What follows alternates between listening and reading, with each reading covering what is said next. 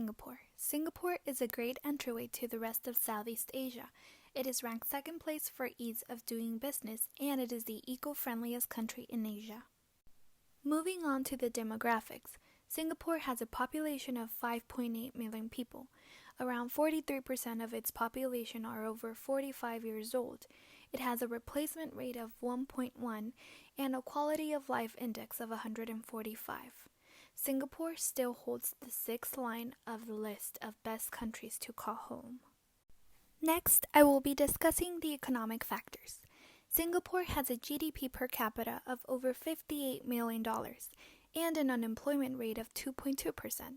Due to having a high gross domestic product per capita and a low unemployment rate, Singapore is considered to be one of the wealthiest nations in the world. Around 70% of its citizens consider themselves middle class. Moving on, Singapore has a corruption index of 85 and holds the second freest economy due to its remarkably open and corruption-free business environment. Finally, Singapore has currently invested $2.8 billion in research and innovation, which will help support companies who are trying to open up a business in Singapore for 2020. I'm going to be exploring Hofstede's cross-cultural values in Singapore. In regards to power distance, Singapore scores high at a 74. Singaporeans have a strong sense of hierarchy within all their relationships. This comes as a result of their majority Chinese background. Now, this could potentially work to our advantage if we position our product as one with high esteem. If consumers view our diapers as a symbol of status, that you care more about your child's health or the environment, consumers will aspire and respond to that message accordingly. Singapore is also a collectivist society. In Singapore, family is the core of society and the single most important unit. The immediate family is made up of many people. It can be grandparents, parents, children, aunts, uncles. Because of this, everyone has a specific role within the large network of people. As a high power distance and collectivist culture, these are absolutely two dimensions that we need to keep in mind when we're making marketing decisions, because it varies so much from the low power distance, highly individualistic American mindset that we're all coming from. So we have to promote our products as an extension of the consumer's status and role in society, because for Singaporeans, it's not about them or their identity.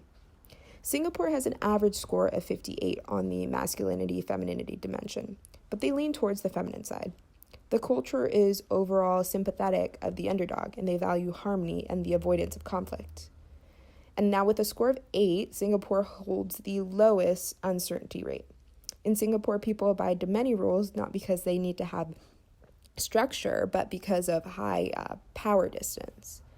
Now, they very predictably, due to their Chinese background, are a long-term oriented country with qualities such as perseverance, sustained efforts, slow results, and frugalness with resources. We want to capitalize on this dimension by making it known that our diapers aren't just great for your baby or infant, but the environment, the world in the long term. This also addresses their collectivist mindset to help others and not only think of themselves. Next, we will take into consideration Hall's 10 PMSs. Out of those 10, association, time, and material products are the most influential. Association is the most important to keep in mind because, as mentioned in Hofstede's cultural values, Singapore has a high score when it comes to power distance. This means that the way you are treated varies greatly from individual and depends on many factors, as well as the treatment that one is expected to give.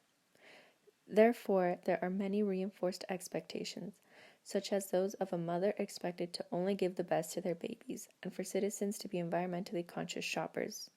This would allow us to market the product on a slightly higher price range based on these particular expectations and our brand's ability to fulfill them. Like many Asian cultures, Singapore's cultural values indicate a strong sense of pastime orientation. However, their relatively short history gives them a different edge, incorporating a bit of present orientation to the mix. This has turned them into very optimistic people that have thrived off creative and abstract thinking.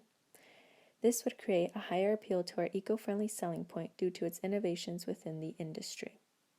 Lastly, material products. Something to take into consideration is the high power distance that is present, which reflects that those who are of high status or have the economic means use individual property as a means to show or reflect their status, implying that people are more willing to spend if they believe it is worth it. High income households in Singapore spend their money on cultural experiences and traveling. They also allocate a great part of their budget on maintaining appearances. This includes maintaining their personal image and keeping their purchases in top shape. How a product works and what it does is more important than consumer feelings across Singapore. Consumers in Singapore want to be seen using brands that share their values.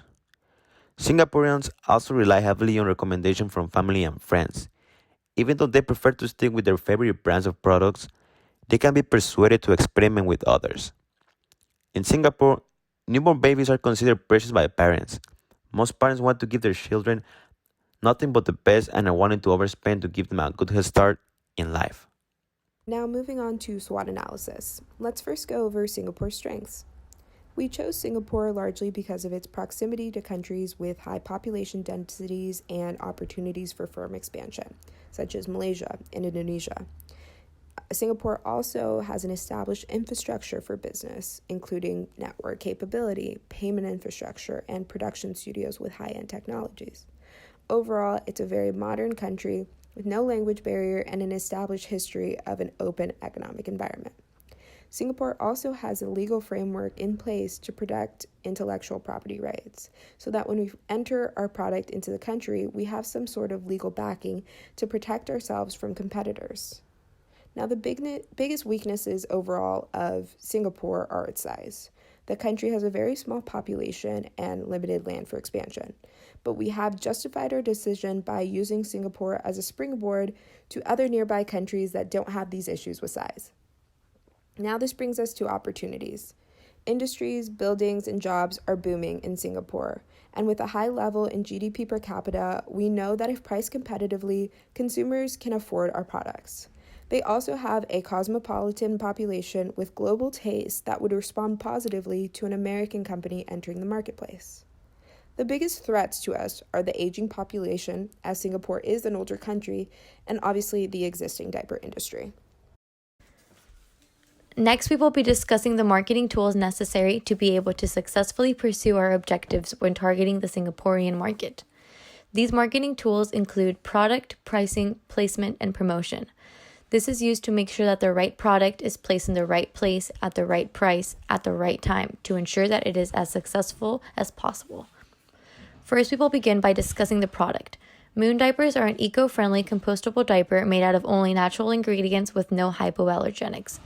These are specifically tailored to Singaporean people because they are very involved in caring for their biodiversity. We will be focusing on two types of diapers: day, which provide a more flexible fit, and night, which are made out of extra absorbent materials.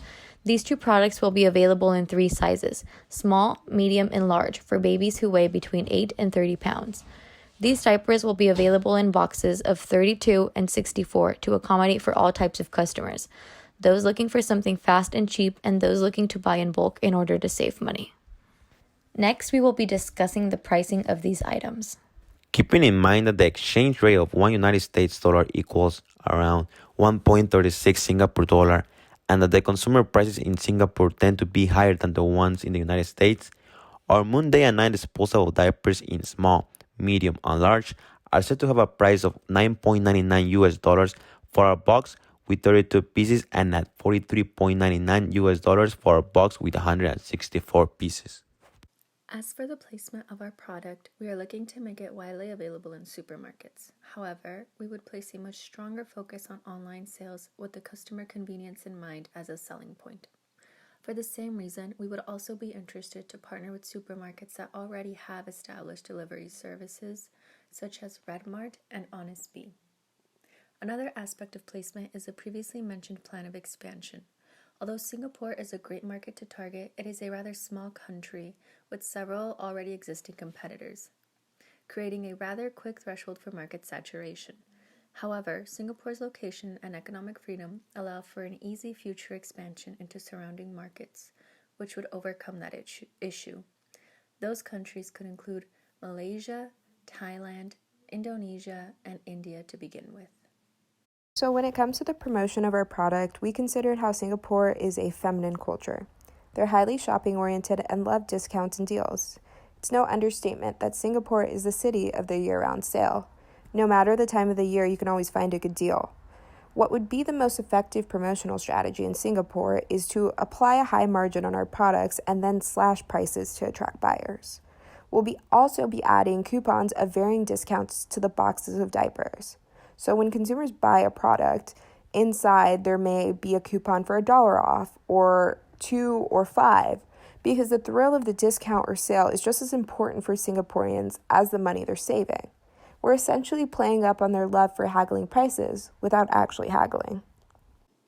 In conclusion, Singapore is the best place for foreign investment due to its economic freedom, demographics, ease of market entrance, and potential market expansion.